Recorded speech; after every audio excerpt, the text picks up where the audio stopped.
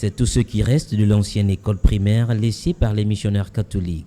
Nous sommes au village Mekouma, situé à 30 km de la commune de Mekambo, dans la province de Logwe-Yivindo. On y compte près de 200 habitants. Mais seulement, avec l'école en terre battue tombée sous le poids de l'usure, les enfants courent le risque d'être déscolarisés. Depuis 2011, quand on a les catholiques qui ont construit l'école de Mekouma, jusqu'à présent, on n'a pas achevé l'école là. Vraiment, ça me fait vraiment un grand plaisir. Je suis maintenant dessus pour l'école de Mekouma, mes petits-fils. Pas l'école pour enseigner mes petits-fils. Mes enfants, ce sont les fonctionnaires, mais je parle là qui sont de mes petits-fils. Vraiment, je suis dessus. Et vous, au gouvernement gabonais, il n'y a pas un bénéfice du gouvernement gabonais qui a rendu à Mekouma. L'année scolaire, nous avons tout fait pour que les enfants apprennent au niveau de l'église. Mais cette église qui n'est pas aussi bonne. Soucieux du devenir de leur progéniture, les notables du village Mekouma attendent beaucoup de l'État. Au moment de la vote, je vais têter tout mon village pour dire on n'a pas voté la vote. Il faut venir me construire l'école de Mekouma. Ça c'est sûr. Hein? Je vous attends. Au gouvernement gabonais, je vous attends. Pour mes petits-fils, il faut quand même patienter un grade de groupement de Mekouma, il n'y a pas une école. Voilà, aujourd'hui, là, je commence à embêter mes enfants pour couper les bas pour monter l'école de Mekouma. Pour aujourd'hui, le maître qui est là au niveau de Mekouma, et enseigne les enfants à l'église catholique. L'église aussi, c'est cassé maintenant. Pour le moment, nous attendons tout l'État, puisque les privés, nous avons décidé que cette école soit maintenant publique. Bientôt la rentrée scolaire et les villageois crient au secours dans l'espoir que leurs cris recevront un écho favorable. Car, disent-ils, c'est à l'école primaire que se prépare l'avenir de demain pour garantir la jeunesse sacrée.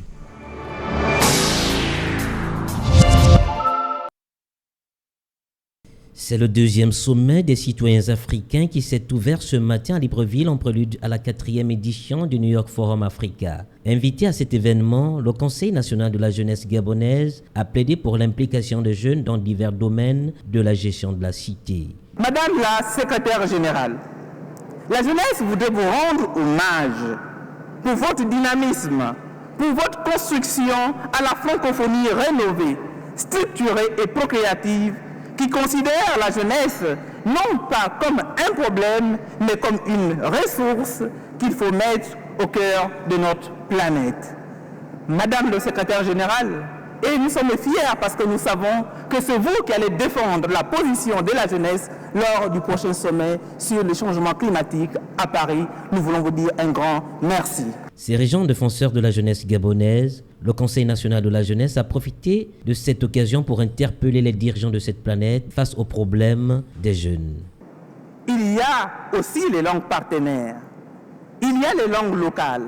Nos langues sont en train de disparaître. Que fait la francophonie? Quelle est dite partenaire? Madame la secrétaire générale, une autre préoccupation, puisque vous seriez bientôt notre porte-parole, c'est que nous voulons toujours considérer la langue française comme une chance. Mais comment considérer la langue française comme une chance au sein de l'espace francophone lorsque nous n'arrivons pas à circuler librement?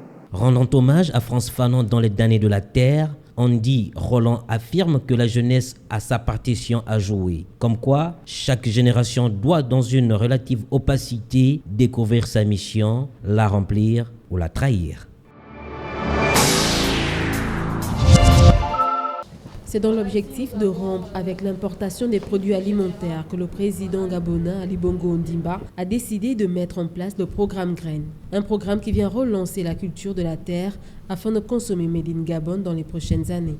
À l'occasion de cette cérémonie de présentation officielle de 54 de nos jeunes compatriotes sur les 2500 qui vont devoir vivre une belle aventure en Malaisie, où vous allez suivre une formation dans les métiers de la terre, grâce à l'initiative de Monsieur le Président de la République, chef de l'État, Son Excellence Ali Bongo Ondimba, qui souhaite porter la contribution de l'agriculture dans notre pays de 5% à 20% du PIB d'ici 2020.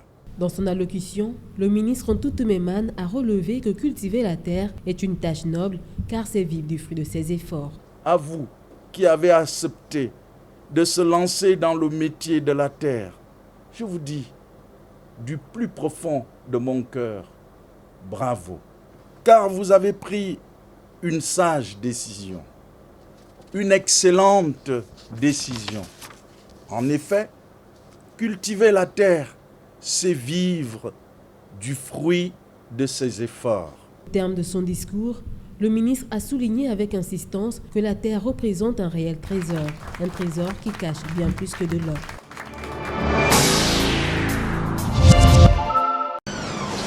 Oh, Monsieur Mayombo, comment allez-vous? Je vous fais les accolades. Déniant toute discrimination, si bien sociale que physique, le délégué national de l'Union des jeunes du Parti démocratique gabonais a reçu un bachelier de l'intérieur du pays. Mais celui-ci, par son statut, est particulier. Il se distingue aussi par sa taille et sa vidéo qui a fait le tour de la toile. Nzengue Misenge dit Petit Mayombo a échangé avec Vivien Amos Péa sur les questions de son avenir. Ça me donne encore de l'honneur, vraiment une vivacité énorme de rencontrer M. Vivien Amos Péa, le délégué national de l'IJPDG. C'est juste une visite de courtoisie. Et qu'est-ce qui ressort des échanges avec le délégué national? Vraiment, ça ressort de l'instruction, vraiment de la moralité en tout cas, de la satisfaction totale. Accablé par une insuffisance hormonale, le jeune Nzengue Misenge ambitionne de continuer ses études hors du Gabon dans l'optique de veiller au mieux sur sa santé. Après ce bac, si Dieu le veut, je compte normalement voyager pour l'étranger parce que j'ai normalement une insuffisance hormonale. Voilà. Donc, si Dieu le permet, avec la charge de l'État gabonais, je compte sortir. Le délégué national de l'Union des jeunes du Parti démocratique gabonais a pris l'engagement d'accompagner celui qu'on appelle affectueusement Petit Mayombo et l'assure de tout son soutien et de son amitié. Une rencontre amicale qui n'a pas manqué d'humour, tant on se souviendra de la célèbre phrase de Mayombo. Je pourrais juste dire l'erreur.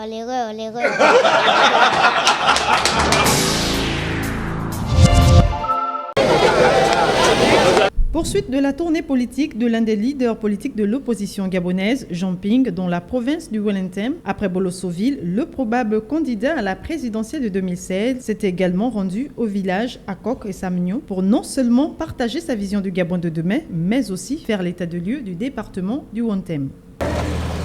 Le Wontem est l'un des départements les plus oubliés du Gabon.